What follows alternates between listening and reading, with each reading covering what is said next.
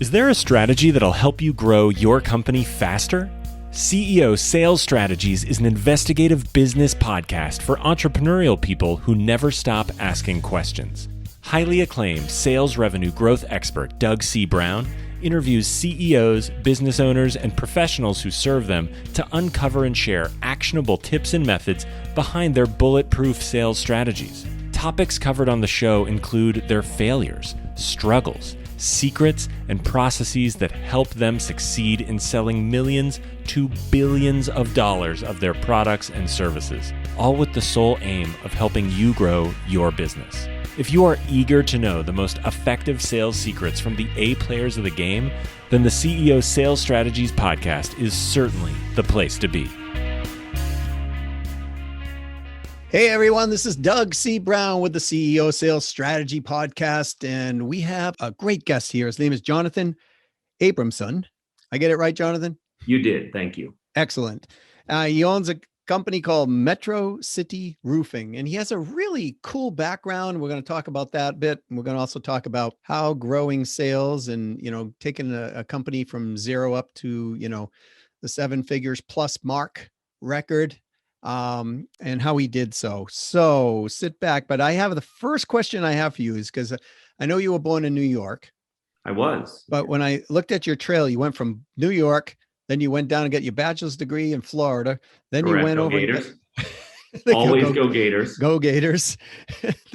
Then you went from there to Arizona to get your MBA. Correct. And then from there, you headed to California, more of the Silicon Valley area. Is that right?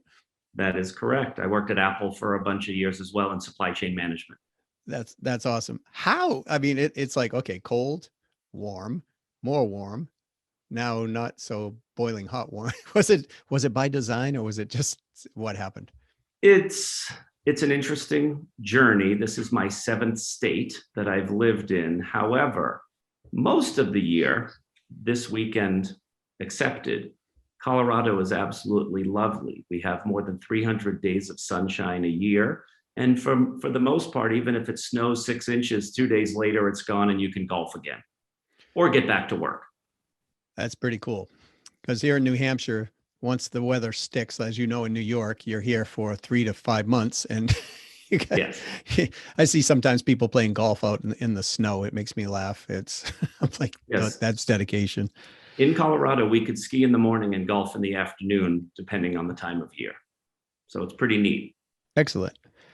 So Metro City Roofing, you were, I would say you worked for corporations and then you worked for a roofing company and you always held these high level positions within these companies. And then you decided, hey, I'm going to go into the roofing business. Yes. Let's talk about Ideation for a second. How did it come about? Because a lot of people here, listen to this because people are doing, 7, 8, 10 figure businesses, whatever. But there's also a contingency of people that are listening that will say, I want to start my own company and I want to grow it past, 7 figures into the 8 figures range.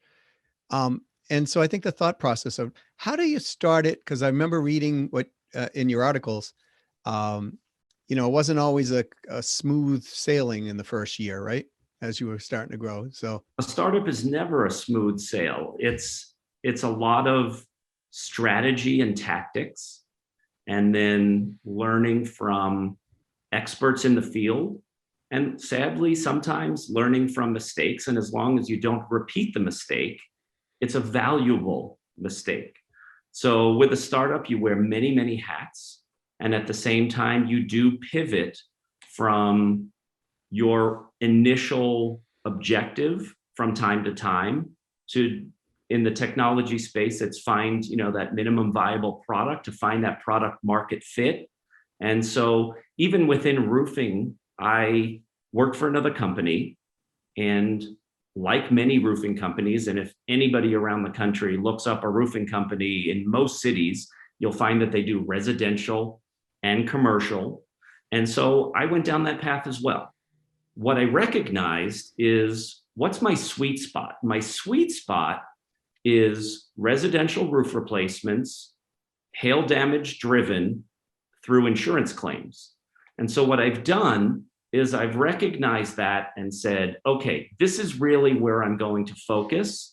I'm going to not worry about being the lowest cost retail bid, and I'm not going to focus on competing with commercial divisions just because they invite you to an RFP for an apartment complex, as an example, where you should feel grateful to have been included, but likely never had a chance to possibly win it other than being the lowest price. So I've refined and honed in on what I do well, what we do well.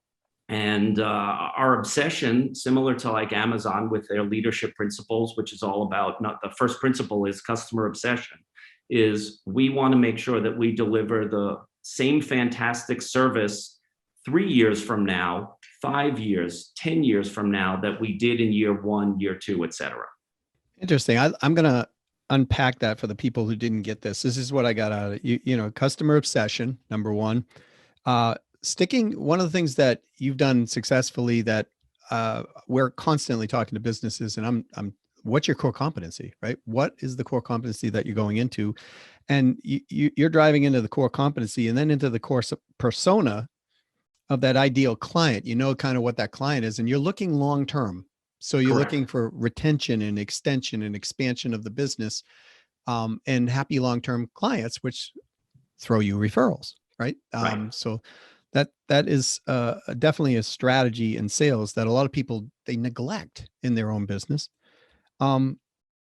So let's go and talk about sales a little bit more. One of the things that I love what you do in your company is you've been able to identify that, hey, listen, I can get referrals from a certain base, and it's a much easier sale and it's a much easier client engagement process, as well as a form of leverage in the business. So you had mentioned that you get referrals from insurance agents, and those are critical to your business. Yes. Could you tell me what the process is that you're using to get referrals from these insurance agents and the way that you build the relationships with them? So as a New Yorker, trust is earned over time. It's not a given.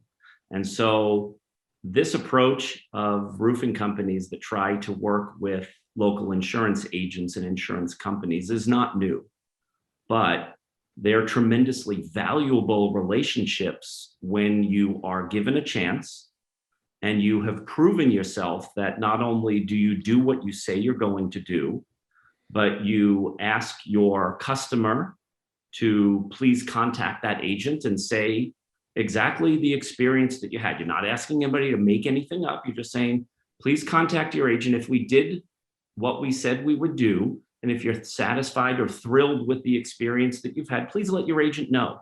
And hopefully that chance that a single agent gave you as a roofing company turns into a second chance and a third chance. And many of the local agents will have lists of roofing companies that they consider.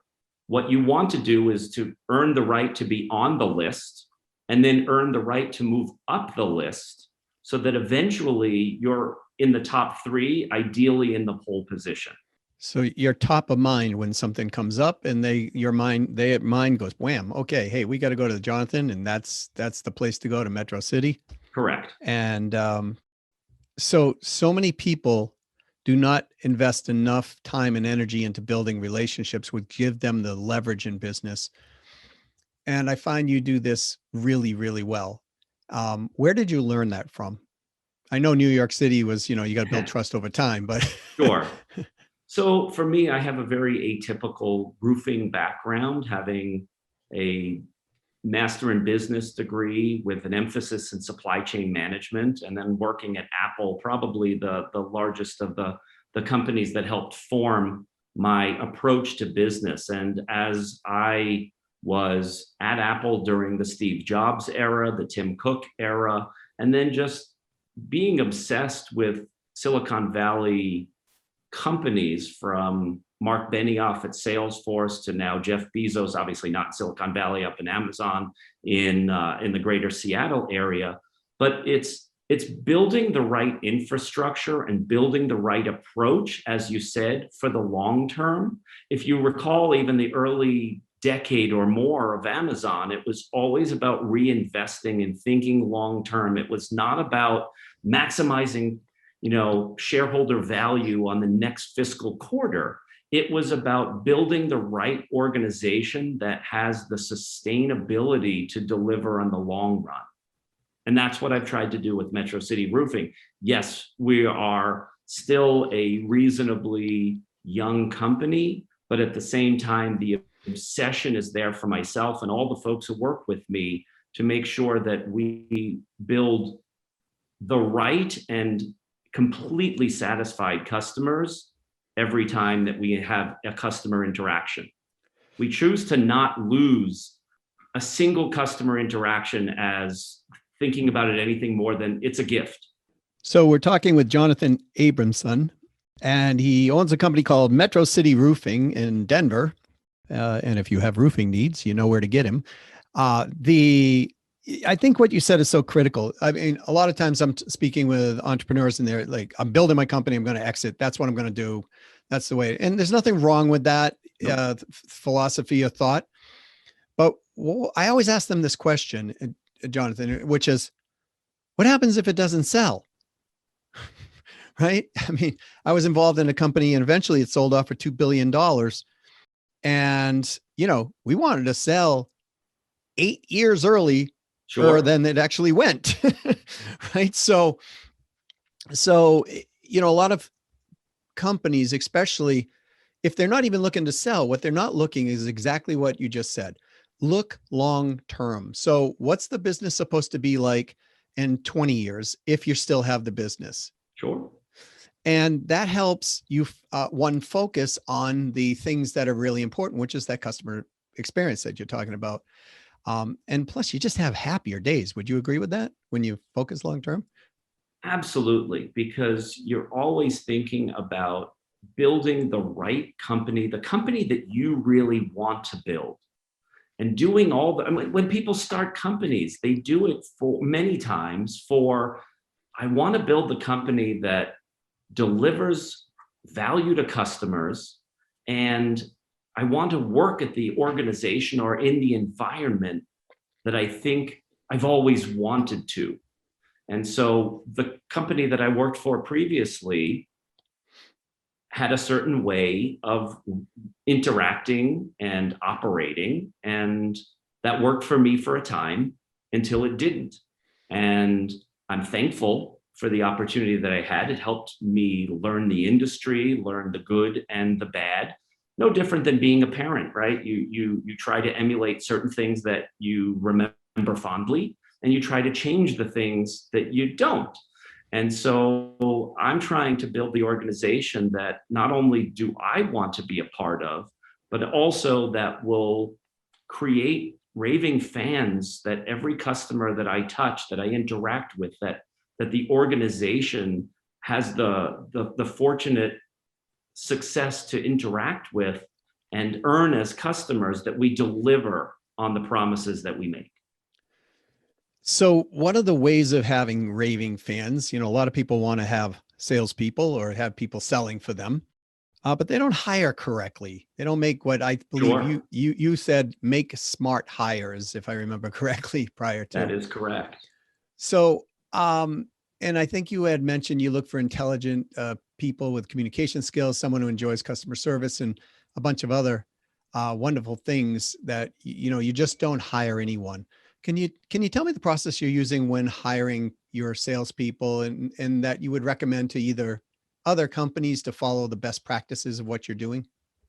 Sure. So for me, customer service is what I'm looking for. I'm not looking for roofing experience. I could teach you roofing experience. What I can't teach you is how to interact with other people, where you build credibility, build trust, and build a rapport so that the customer wants to work with you. It's just something within each of us where you either like human beings, you like people, you like helping others. I mean, when I worked for a large company or large companies, I thought and I knew that I did great work, but I wasn't interacting on that one-to-one basis which I get to now. I get to help individuals. I get to help Mr. or Mrs. Jones and help them when they need us the most. So what I want to do, especially in my hiring process, is to ask the question about, a good or bad experience that you've had in customer service, what you liked about it and what you learned from it. And you can learn from something, whether it worked out great or whether it didn't work out, but it's what you do next that matters. I think you coined that earlier, valuable mistakes, right? You learn from what you didn't do, not worked out, and you learn from the stuff that did work out. So a lot of companies, they're into the multi 7-figure range. They want to get into the 8-figure, 9-figure range if they're in the 8-figure range, and they want to scale. Most of the time, not all, but many parts of the time. And you've worked in large global organizations. So, $100 million, $400 million companies and beyond. When does one know that your process is ready to scale? That would be my question for you. Okay. Yeah, it's a really interesting question, because many companies want to be the biggest, the largest. And those are defined in many different ways, right? In terms of top line revenue, net profit, number of projects that you work on, and many, many other descriptions. You can scale when something becomes predictable and repeatable. Those are essential, that you're not sort of winging it any longer, that you build a process around it. And processes, while many consulting firms and many organizations, large organizations, have dedicated divisions that focus on process standardization, process efficiency, when you build those infrastructures, you're able to do more volume in a more predictable, repeatable way. And if you don't have the processes, which, I mean, you just said predictable, repeatable way, if you don't have that, and if a company tries to do that, what I've witnessed, many companies who've tried to do that, they scale with chaos, number one, or they literally implode if they scale too fast.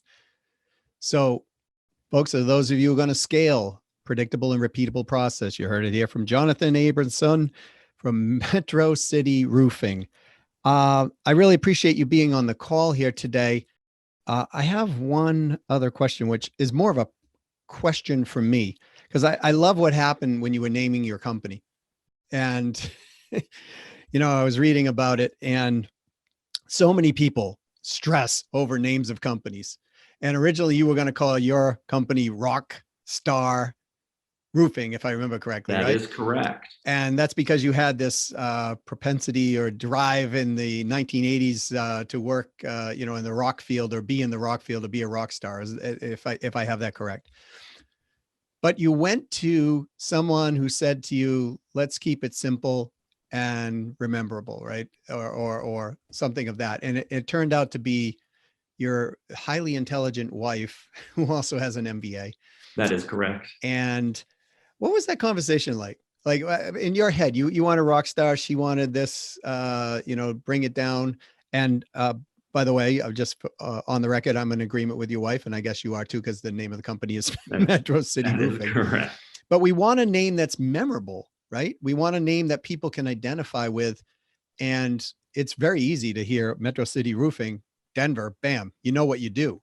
Sure. Right. But a lot of companies, put out, Infinity or whatever. Right. And it's like, well, okay, what does that mean? Right. So during that conversation, what was the like, okay, she's right, and we should probably move forward? So it's such an interesting journey. So I knew that I wanted to have the name roofing in the company name, because I wanted to make sure that it was completely clear what the company did. I didn't want exteriors, because it could be siding, it could be windows, it could be anything, it could be concrete for all we know. I wanted it to be clear that it was roofing. With my personality and my love for 80s hair bands, from Motley Crue to Rat to Skid Row to Dokken, etc., I thought that would be fun and interesting, and it would allow me to be leveraging the personality that I have. That being said, we started down this discussion of a name should be clear first, and then timeless. So for me, Metro City was simple, elegant. It was clear with the word roofing. It wasn't gimmicky or trendy, which, when I asked for some additional feedback from a small focus group that I did of about 25 sample size, one of the things that I heard from an uncle of mine was, well, Julia Roberts wouldn't take rock star limo to the Oscars. And I'm dating myself a little bit by saying Julia Roberts, who's in fewer movies these days than was back in the 80s, 90s, early 2000s. But rockstar roofing still felt gimmicky and trendy.